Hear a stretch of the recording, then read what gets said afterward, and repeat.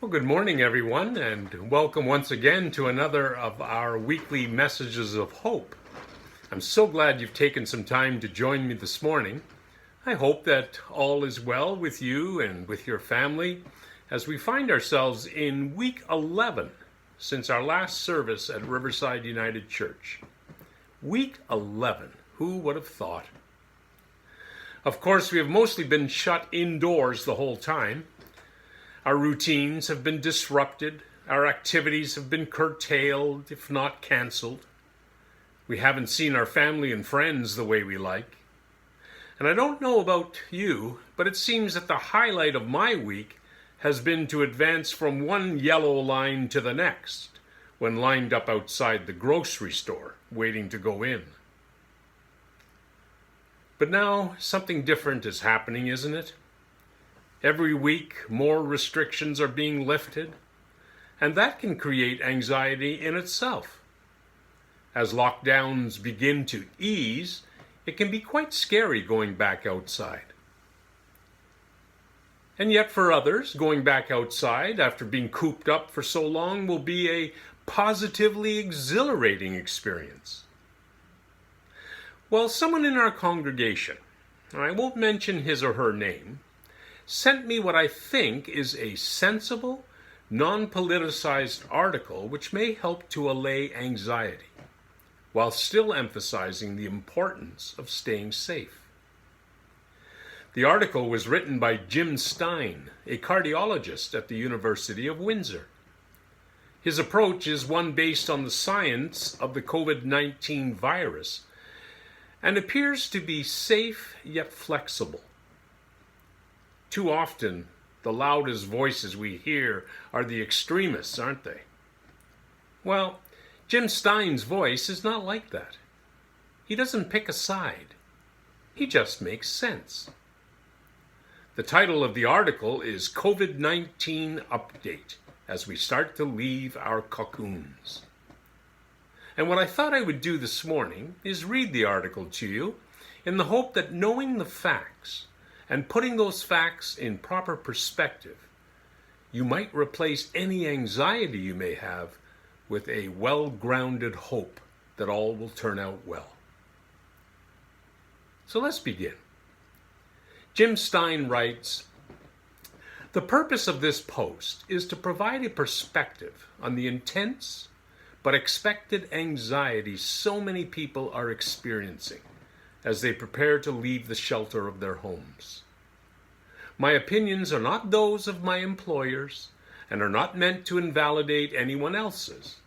They simply are my perspective on managing risk."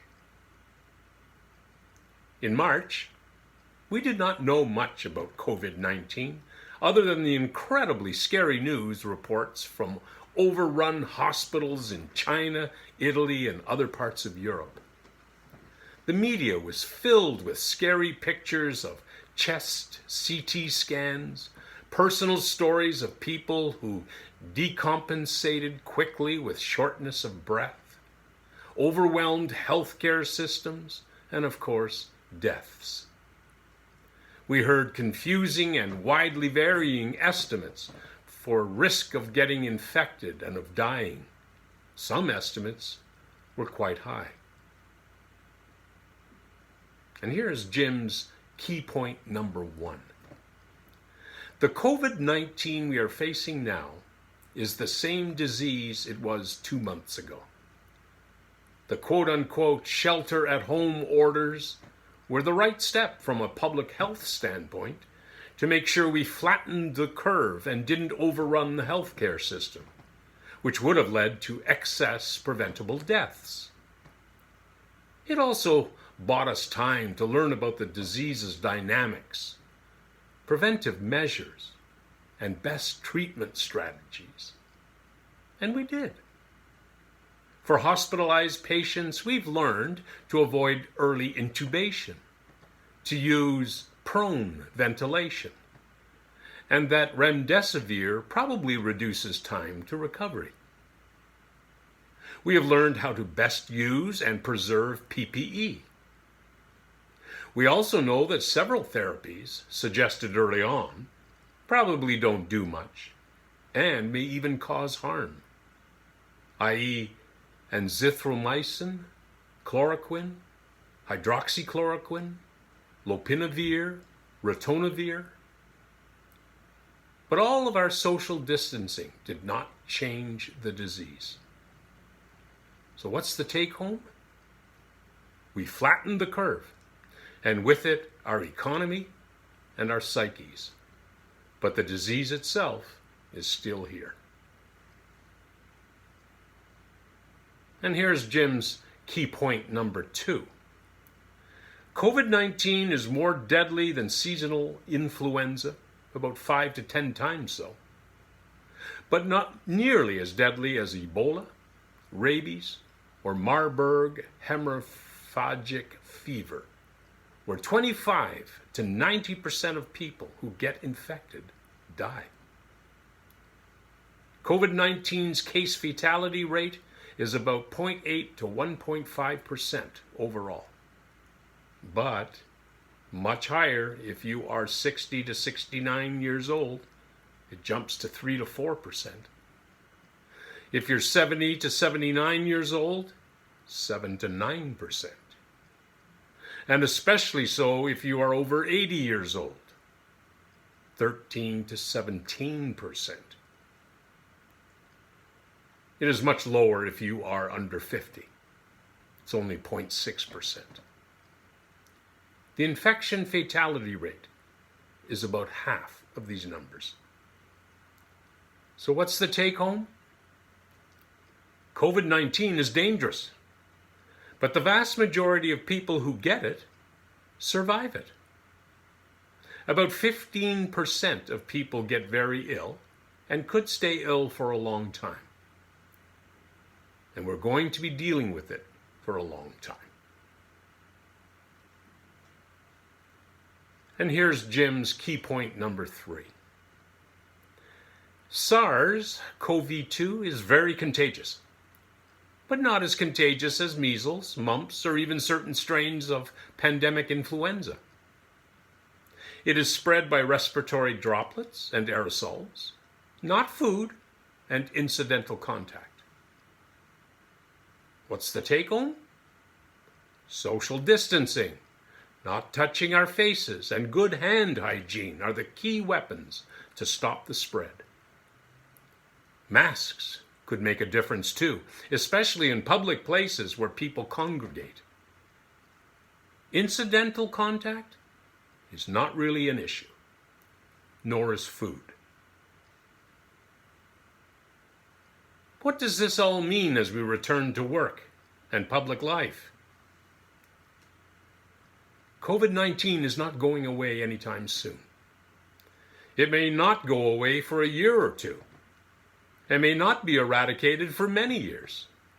So we have to learn to live with it and do what we can to mitigate or reduce the risk. That means being willing to accept some risk, some level of risk, to live our lives as we desire. I can't decide that level of risk for you. Only you can make that decision. There are few certainties in pandemic risk management other than the fact that some people will die. Some people in low-risk groups will die. And some people in high-risk groups will survive. It's all about probability. So here is some guidance. Call it my point of view, not judging yours. Point number 1. People over 60 years old are at higher risk of severe disease. People over 70 years old, even more so. They should be willing to tolerate less risk than people under 50 years old and should be extra careful. Some chronic diseases like heart disease and COPD increase risk, but it is not clear if other diseases like obesity, asthma, immune disorders, etc., increase risk appreciably. It looks like asthma and inflammatory bowel disease might not be as high risk as we thought, but we're not sure. Their risks might be too small to pick up, or they might be associated with things that put them at higher risk. People over 60 to 70 years old probably should continue to be very vigilant about limiting exposures if they can. However, not seeing family, especially children and grandchildren, can take a serious emotional toll. So I encourage people to be creative and flexible.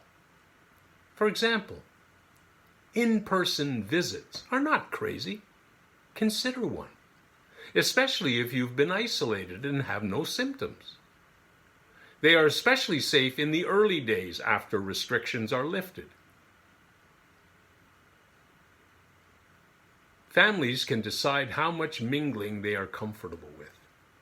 If they want to hug and eat together, distance together with masks, or just stay apart and continue using video conferencing and the telephone to stay in contact.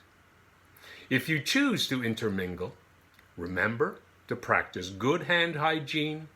Don't share plates, forks, spoons, and cups. Don't share towels. And of course, don't sleep together. Point number 2.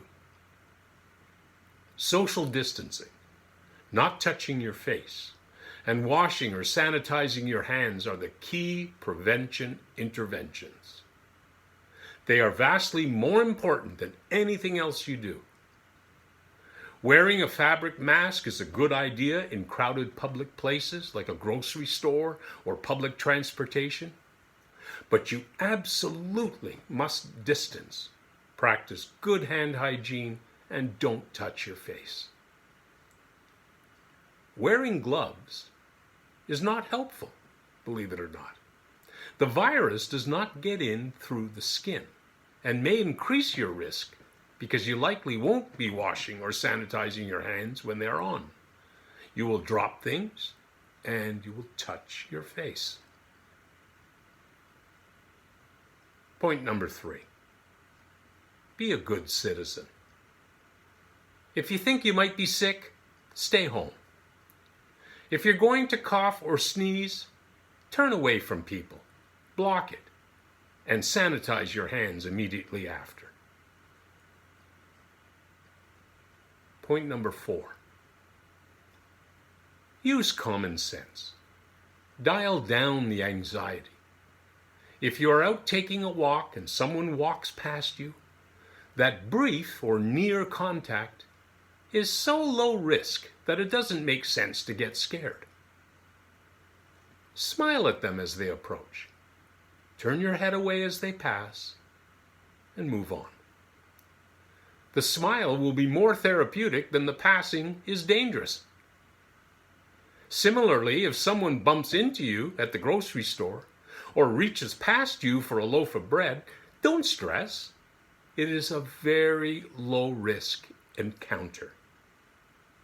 Also, as long as they didn't cough or sneeze in your face, one reason we wear cloth masks in public.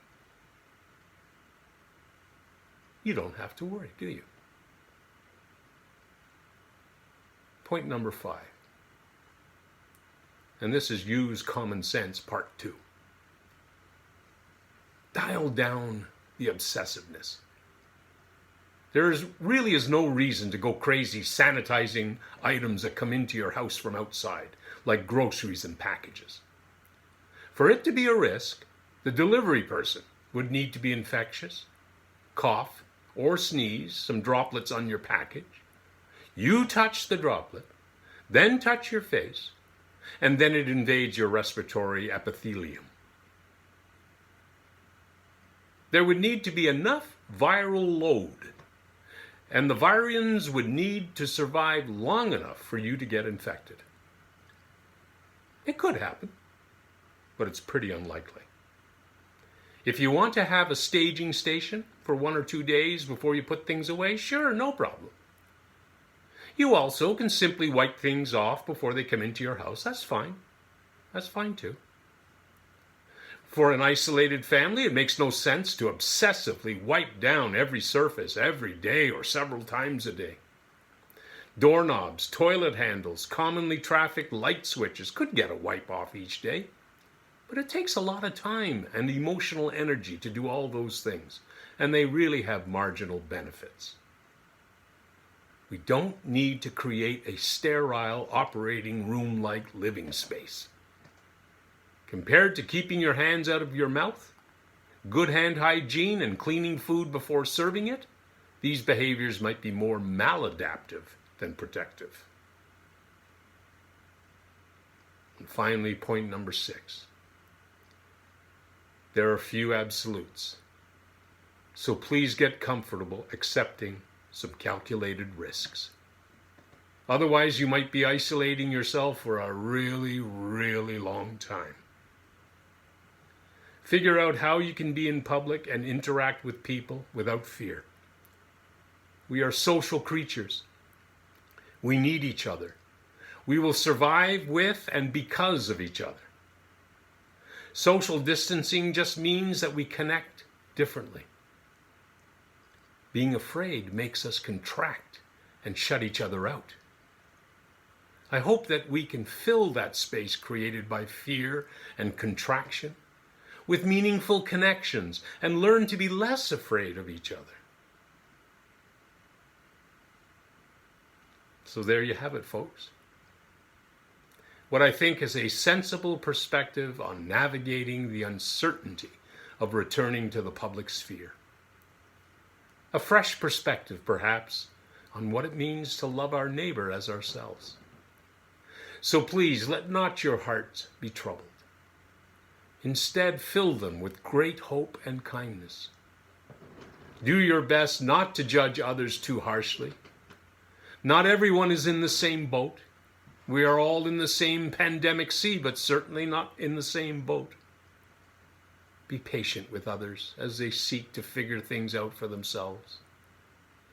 So until next week, be well and be kind to yourself and to one another. Stay safe and keep your faith vibrant and alive. Peace.